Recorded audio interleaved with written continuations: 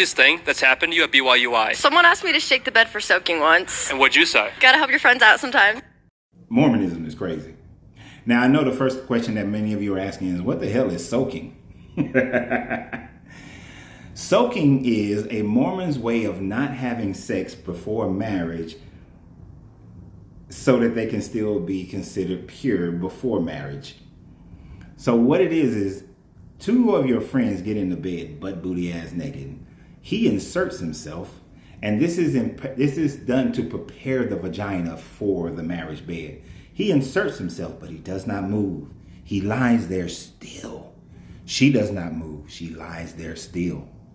And then their friends start shaking the bed or jumping on the bed to force movement until climax of both parties. This is what soaking, two friends soaking is.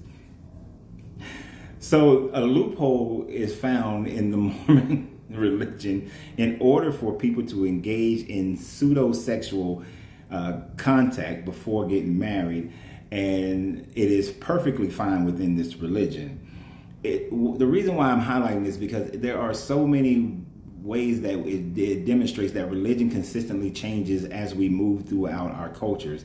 And even in this Mormon religion, which is completely made up by Joseph Smith, that they have now created a way that you can just sit there and just, touching tips and be able to have your carnal needs met while at the same time trying to maintain some religiosity when you should just go ahead and have sex. But that's not all that they do. Craziest experience with mutual? So I went on a mutual date one time. A month later, he was engaged. He was more wanting to just derf, but I was down for derfing. What's the craziest thing?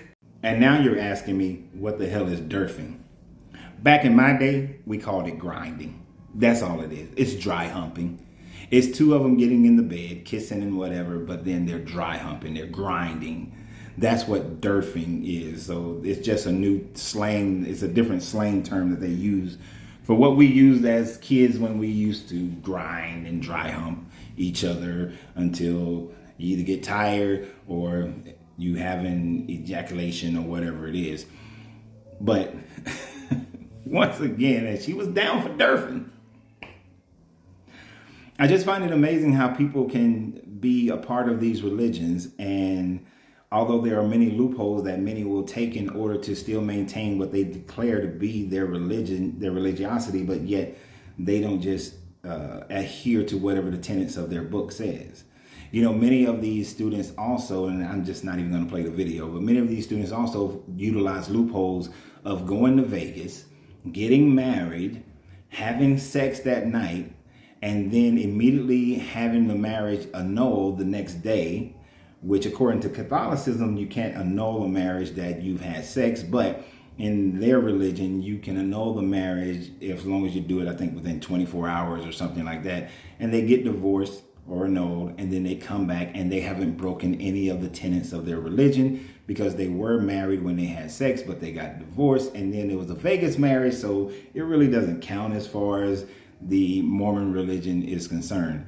It is just a demonstration of how Joseph Smith decided he wanted to create his own religion because he was facing the fact that he was being charged with marrying multiple people and marrying underage girls.